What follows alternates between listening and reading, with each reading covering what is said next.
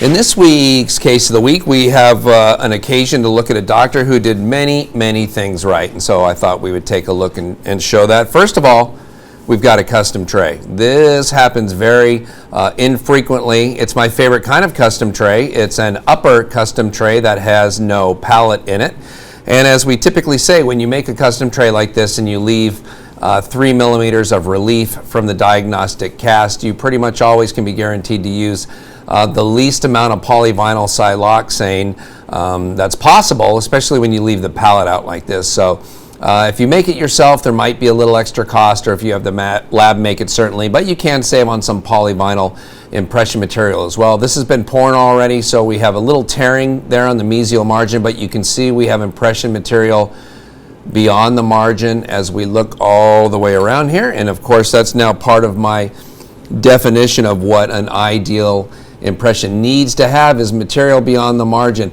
You know, the first 13 years of my career, all my impressions just kind of stopped and were really indistinct and stopped here. And it wasn't until I switched to the 2-chord technique that I was able to start getting some material past the margin. And you can see how thick it is. That's how I know this is definitely a 2-chord impression.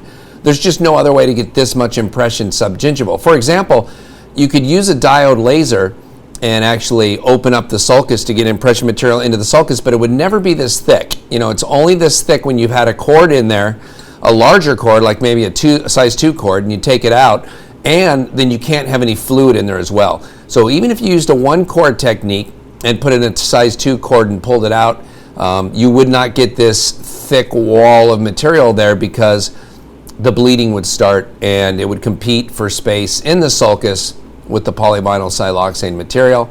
We can see a nice margin all the way around. Again, on the bicuspid, we can see that flash that we're looking for. We want to see impression material beyond the margin, because then beyond a shadow of a doubt, we know our technicians are going to be able to read the margin absolutely perfectly. So this is going to be for a Bruxer bridge, so we're going to have to look and kind of take a peek at whether or not the rule of 27 is going to fly here. So we can look at the mountain models quickly, and we can see that we do have enough reduction for a Bruxer here. In fact, we have more than enough, which is fantastic. We always talk about 0.6 millimeters as the minimum amount of reduction for Bruxer crowns or bridges, but 1 millimeter is actually the ideal or the preferred amount of reduction. So just because you can do 0.6 millimeters doesn't mean that you should. For example, if you've seen the hammer test where we smash a Bruxer crown with a hammer into a piece of wood and it doesn't break, that's at 1.5 millimeters thick. So solid zirconia definitely gets stronger as it gets thicker. Now, the rule of 27 talks about the connector between the pontic on a zirconia bridge and the abutment. So we're not measuring here like we would be for occlusal reduction. We're actually measuring from the soft tissue across to the opposing arch to see how much space. And again, if you'll recall, the rule of 27 essentially states we want to have 3 millimeters of vertical space from occlusal to gingival, and then 3 millimeters of width from buccal to lingual. And on both of these, because of the amount of soft tissue that's been lost here, we have plenty of room, so we won't violate the rule of 27. So I guess the good news about this defect that's here is that it makes it rule of 27 compliant. You might remember a case from a few episodes back where a dentist sent in a case like this, but this edentulous area in between the two preps was perfect. There was no defect at all. And because there was subgingival margins and no defect on the ridge, it violated the rule of 27 because the zirconia had to come up and over and around this perfect ridge. And so we ended up having to go with a PFM bridge instead of zirconia.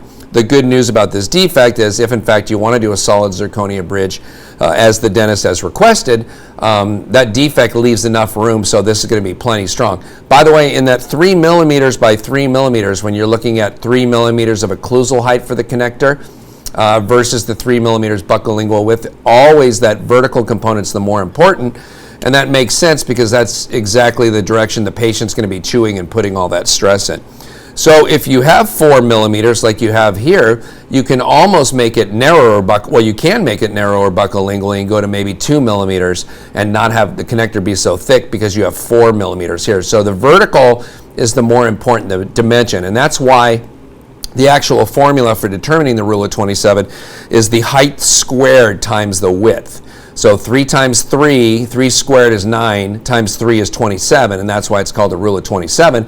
But you can see if you put a 4 in there, 4 squared is 16 times, oh, I'm horrible in math. I'd ask producer James, 16 times what equals 27? I'll guess 1.7, but I have no idea. Please don't write in and correct me. That was a total guess. But you can see how the more vertical connector height you have, the narrower the connector can be buccolingually.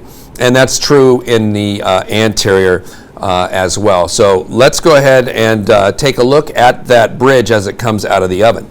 Incidentally, when we mill Bruxer bridge, this is what it looks like. You'll notice the multiple supports or sprues that are there, and of course that's what holds it in place. So this starts off as a big round zirconia hockey puck. This of course is a pre-shaded one, about an A2. And then as we go around and mill this outer support, this outer section stays in place, and this will stay in place during the sintering as well. And the reason is anytime we have something where there's a little bit of a curvature, as there is with most arches of course, and you can see as we go from first bi, second bi, and back to the molars, that there is a little bit of curvature as there typically is. That's where we have issues with the shrinkage. So when this sinters, we're going to leave this outside portion on so that it'll stay dimensionally stable, so that when this bridge is done sintering, it will still fit on the model. And you can contrast that with like a regular single unit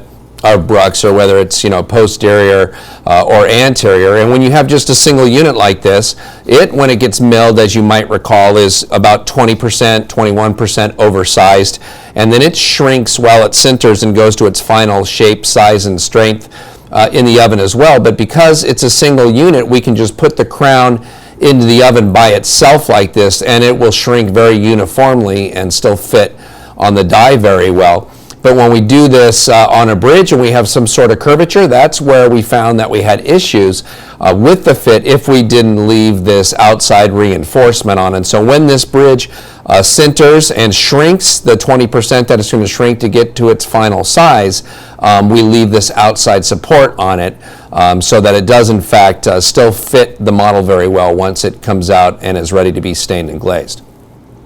So here is the bridge now that it's been de-sprued and it's been cut out of this support as it went through the oven and it was sintered. So at this point it's ready for some finishing and any staining and glazing that needs to be done. By the way, when our technicians cut this bridge and cut those sprues off to take it out of here, if you ever walked through the lab, you will notice that they're always using water as they're going in and cutting it off.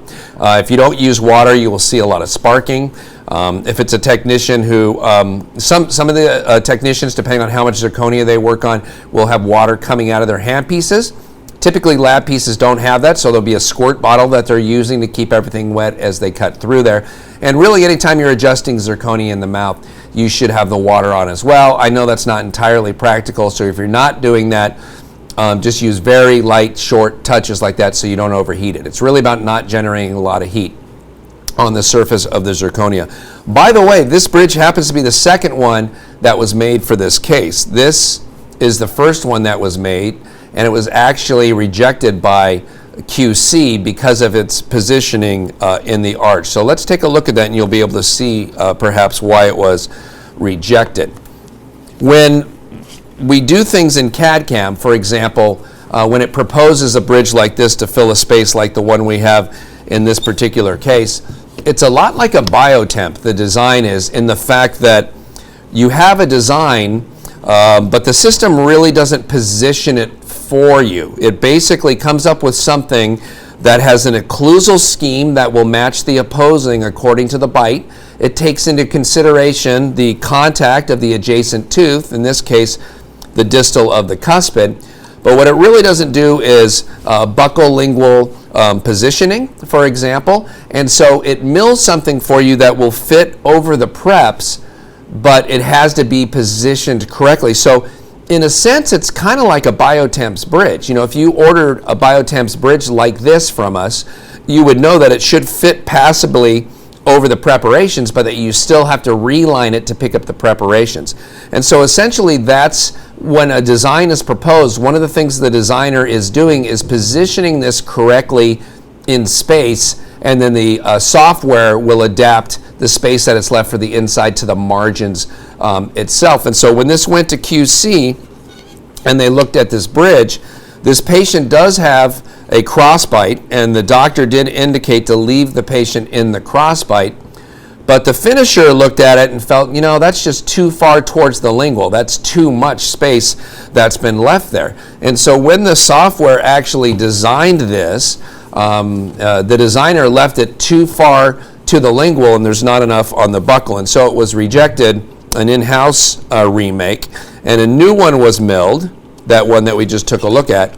And when you look at this now, you can see that there's more support on the buccal, and it's not so far to the lingual. So the dentist did say on the RX, leave it in crossbite. They didn't want us to build it out and make it 7 millimeters thick and, try to come over here and get a normal relationship to those molars. But there wasn't quite enough support there the first time, and so that bridge actually got rejected, and now it's ready for finishing here. So we do have steps like that within the QC, so that if it does get positioned incorrectly, we can mill another one. Now, of course, the right thing to do would be to recognize it at this state in the design and never mill this bridge, just mill one of them and have it be correct. But one of the difficult transitions that we're making at the laboratory for restorations like this is to be able to see this on the screen and really appreciate what it looks like. Just about all the employees here at the lab have been using stone models, including myself, for all of our careers, including you guys as dentists. CEREC dentists obviously have been looking now at virtual models on their screen, but it's a lot different when you're holding actual models looking at it than when you're just looking at a representation of this on the screen. And so part of the education process, switching to CAD/CAM, is to figure that out and be able to train your eyes to see on virtual models what you can see on regular models. I know how funky that bite looks, and we verified with the doctor, and actually his bite registration does fit that, and so it's okay. So that actually is that patient's bite. So obviously we like to see bite registrations just like this. This is a little long. We could have cut it off right here. We prefer if it's just on the occlusal third of the prep teeth and the occlusal third of the opposing teeth. And that way when the patient bites together, we don't have any bite registration material between the unprepared teeth. Granted, they're going to bite through it, but we prefer bite registrations that only cover the preparations themselves and don't go any farther than that. But no big deal. I'm surprised we didn't actually just cut that off with a little scalpel like we usually do. So we verified that bite. And the last thing about this case that we love, this, like I said, this doctor did almost everything right, is a picture of a shade tab of what that bridge is supposed to, the shade that he would like it to be. That's a 2M2. That's somebody after my own heart using the Vita 3D Master Shade. As I've said many times, these shade tabs just match natural teeth better than the other ones. And so you can see these teeth obviously are a different shade, but these teeth have already been restored.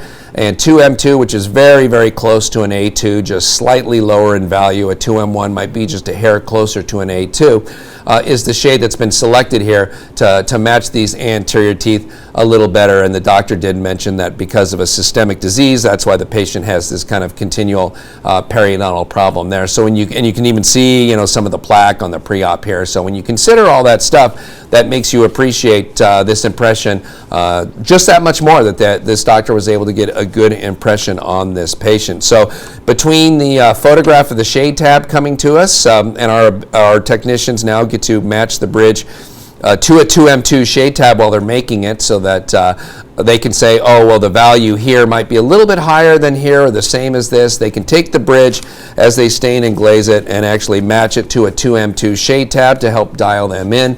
And again, a great use of not only a full arch impression, but a custom tray to make sure we have the most accurate impression possible. And knowing it was a funky bite, the doctor alerted us ahead of time and sent a bite registration in that we could definitely use. So this case from start to finish pretty much represents exactly what we'd like to see from all of our dentists. And so often on the show it seems like I'm finding cases and showing, hey, here's ways that this dentist could have improved this. This is an example of a doctor doing everything that I would want to do myself and we would want all our doctors to do.